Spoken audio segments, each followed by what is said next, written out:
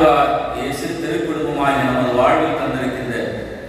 எண்ணிலடங்காத அவருடைய நன்மைகளை எண்ணி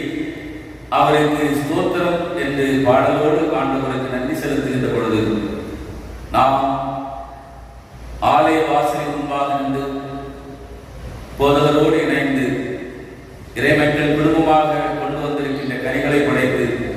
அவருடைய பரிசுத்தமான பீடத்திலே வந்து அவரை மகிமைப்படுத்துவோம். நாம் சபையாரியாக விழுந்து நின்ற நிலையிலே பாடல் பிரதியில் 3வது பக்கத்தில் உள்ள எண்ணிலடங்கா ஸ்தோத்திரம் என்ற பாடலை யாவரும் எழுந்து பாட